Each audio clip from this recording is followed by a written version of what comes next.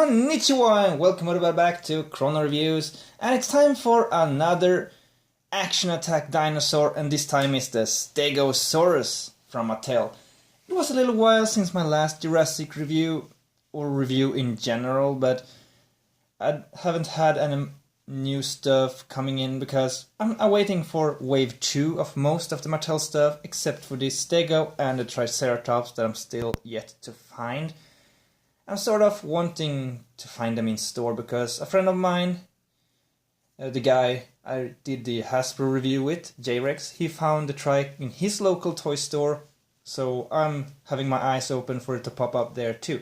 But I found a Stego just a few days ago, and funnily enough, I've been waiting all weekend to review this because I was at my parents' place and I forgot my camera back at my parents' place. So this is actually recorded with my phone because I can't wait. I want to review this thing because it's awesome and it's actually really big. So let's start off by checking out the box. It's the same layout as the others. It have the cage layout and the volcano backdrop. It's actually quite heavy. So there you can see the Stegosaurus action feature displayed as well. And on the side it's just like the others, the logo. And on the back there explains that you press the spine on the back to make the tail attack. And there's some others, there's the Contours, the Baryonyx and the Triceratops. So it's the other action attack and the two of the Rorovores featured. And there's also some information on the Jurassic Facts app. You can see here that it explains that you press this to make the action go. And here we have it, the Stegosaurus. I must say, I really love this Stego.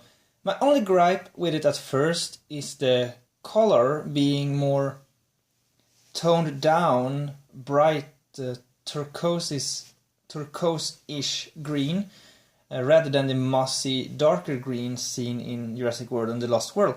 And so maybe if this was slightly more stronger green tone and going deeper down, and the beige on the belly going more upward, it would be a little bit more screen accurate color. But the color aside, a little bit difference in color is seen on the Triceratops as well. But it's still green, which is mostly what Stegos usually are in media and in Jurassic Park and Jurassic World.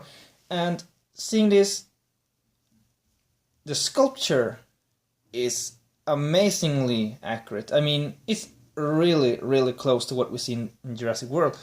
And in the Lost World, I think the most major difference is the posture of the tail being more straight out instead of classically going downwards as the older Stego designs.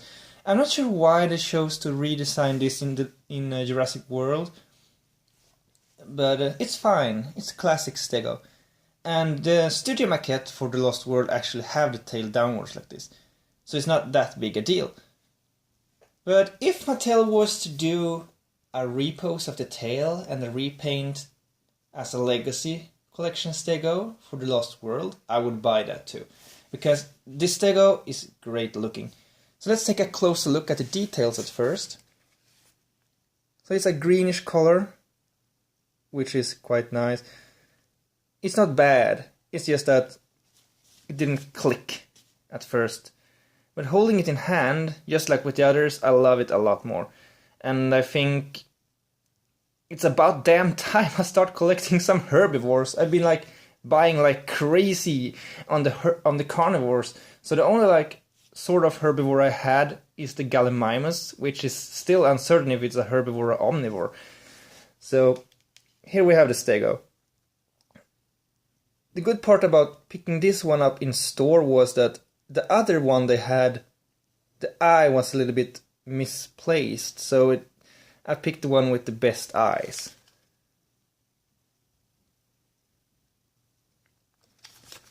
And this darker green on the top is actually a separate part in darker plastic because those are a little bit bendable. And those dots here are painted on. A little bit dotted texture in the main green as well to give some depth and texture. And the underside belly is painted as well. That adds a lot, because some of the dinos do not have a brighter belly, like the Allosaurus, which is had in the movie, so this one actually, they nailed it. And as far as articulation go, the head is actually, mostly you see it posed like this, but you can pose it like this, which looks way better. And the head is ball jointed. Having a herbivore with this much articulation is awesome to have. I mean, it's rare. Those are cut jointed, and those have the same ball joints as the carnivores. And then the tail have its joints for the function, I will come to that. This part are bendable as well, so it will not hurt for kids to swing this around. And having a lot of articulation like this opens up the option for like running poses. So the kids can play like this when it flees from the volcano or from a carnivore, instead of just doing this as all stiff dinosaur toys have to do. That's a big plus as well. So let's go into the function. You press this spine down or plate and it swings. And the more you swing, it will swing. It can go all the way that way and all the way that way. That means when you start to swing, you can get momentum and a lot of force to make it look cool. So you can go like that. That's making me wish they did a Legacy Collection Sarah Harding to put on a log and swing the tail. I mean, that's awesome. This Stego is really awesome. The only downside is that the toenails are not painted.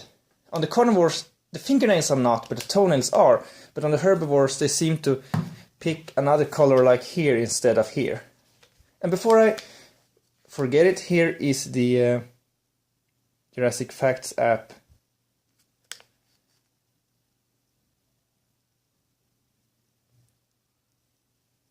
Just pause the video where it's as best focus. And you can widen the legs like this for having a more defensive pose. If when it's going to swing the tail. Oh, I turned the leg around.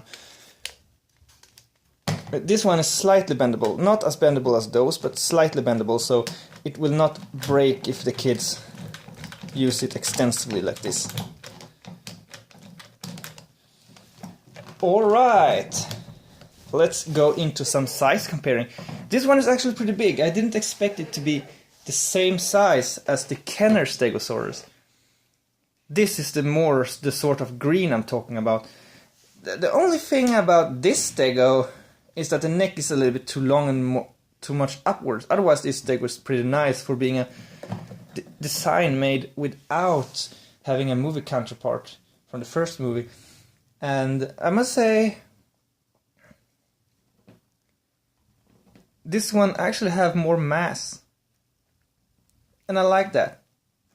Yeah, this one have two long front legs as well, but what can I say, it's a classic Kenner toy.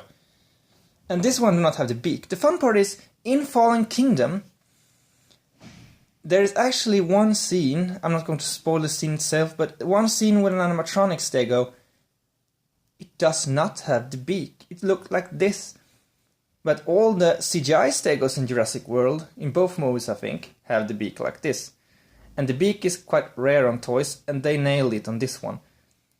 But in the Fallen Kingdom scene, it's like this. I think that Stego is sort of juvenile though, but I'm not sure on why they chose to do what they did, but never mind. I give them huge credit for having the beak on this figure, because the Stegos are supposed to have the beak. And comparing both those Stegos then, we have Alan Grant from Kenner, and we have Owen from Mattel. So basically, compared to Grant, the Stegos are sort of slightly too small, both of them, even this one, but more close to scientific size. but slightly too small even for scientific.